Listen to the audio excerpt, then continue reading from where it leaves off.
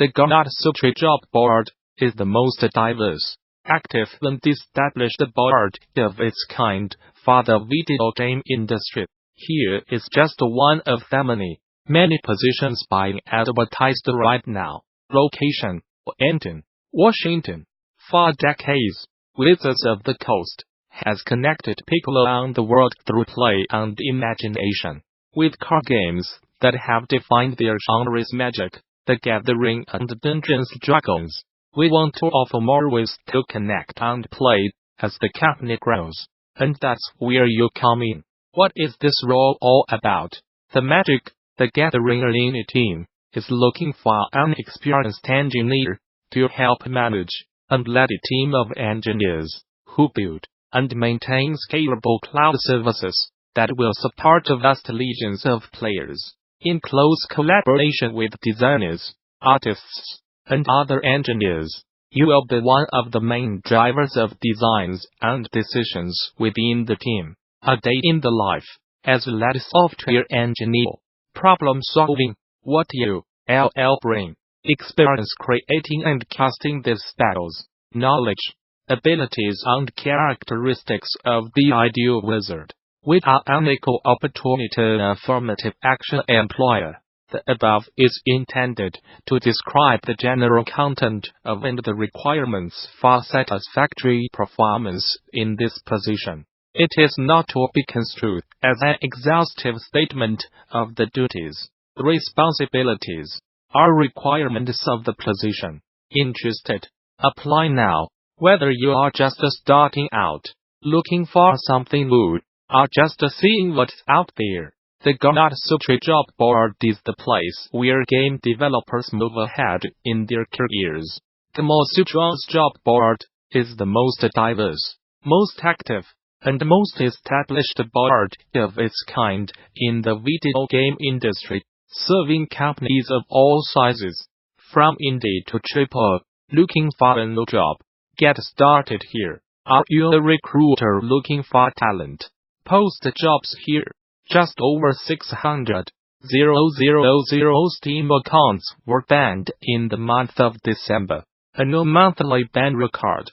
The punishment spike coincidentally falls in the same month that Valve made its popular first-person shooter Counter-Strike Global Offensive a free-to-play game, offering a look at both how the swamp-boosted player and cheater counts and how Valve stepped up its enforcement during that first month.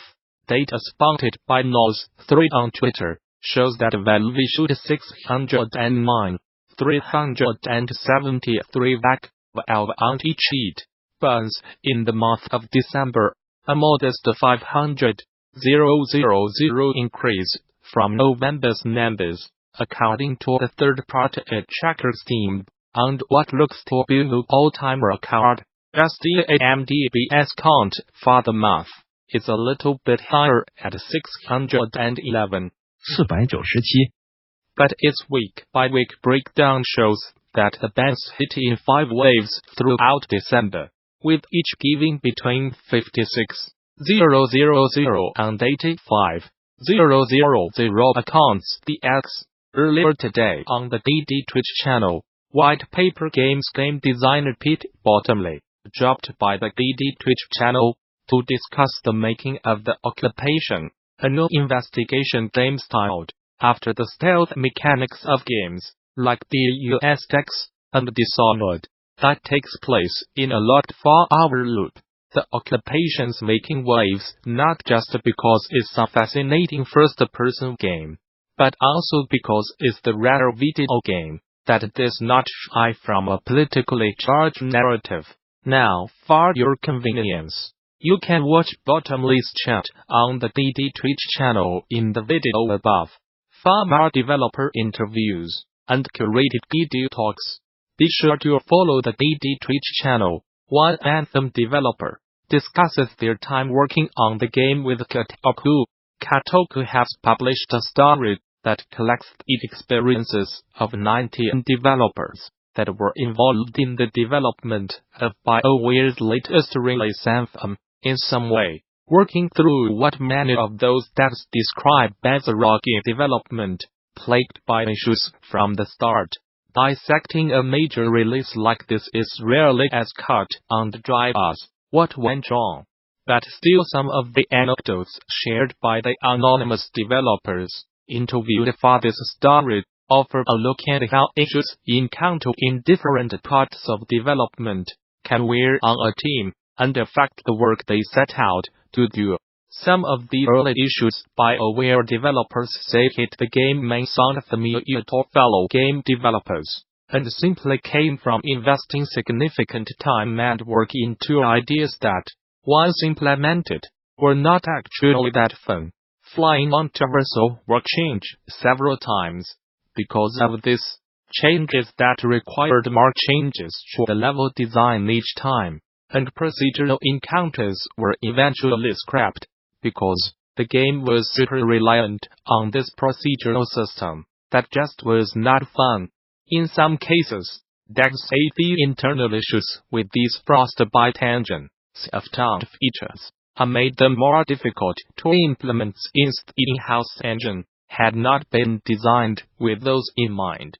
According to one developer interviewed, part of the trouble was you could do enough in the engine to hack it to show what was possible, but then to get the investment behind it to get it actually done took a lot longer, and in some cases you run into a brick wall.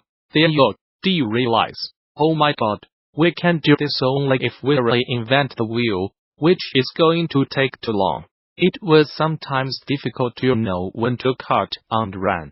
In other cases, developers said there were several times where they participate in long meetings on how to approach and overcome certain issues, but would wrap up without any deciding on any course of action. That would just happen over and over. Stuff would take a year or two to figure out, because no one really wanted to make a call on it, said an anonymous Anthem developer. The full story on Kotaku is a lengthy read filled with many similar experiences, but one that documents many unfortunate parts of game development, and the storms that developers at BioWare had to weather and overcome to get Anthem out the door. BioWare and E both declined to comment while Kotaku's story was being researched, but the firm released a statement after the fact noting that it had decided not to comment because it did not want to be part of something that was attempting to bring specific team members and leaders down as individuals. In that statement, which can be read in full on the BioWare blog, BioWare says that crunch has not been a major topic of feedback in our internal post-mortems, and that leadership does everything we can to try and make it healthy and stress-free. But we know there is always room to improve. In that response, BioWare says that it does not admire in articles that publicly document issues faced by staff through a long development, and does not think articles that tear down one another or one another's work are making our industry and craft better. Final Fantasy XV director and JP Games founder Hajime Tabatas has detailed his next project, the RPG called the Pegasus Dream Tour, inspired by and created in partnership with Paralympic Games. The game marks Tabatas' first project since he departed Square Enix last year and founded JP Games. At the time, Tabatas noted his departure was in pursuit of a project he described as his next challenge after Final Fantasy XV.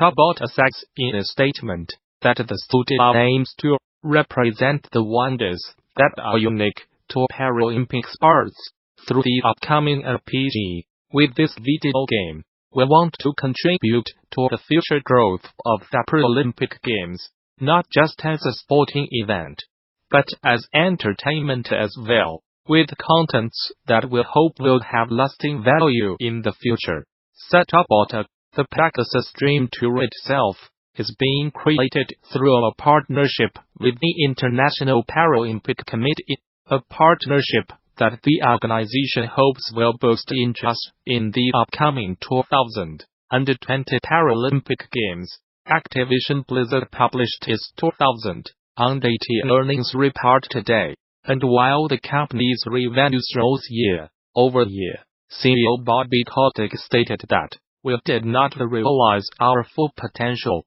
According to the release, Activision Blizzard generated $7.5 billion in revenues during the 12 months, ending December 31st. $38 billion of that revenue came in during the company's fourth quarter, which coincides with the holiday shopping season.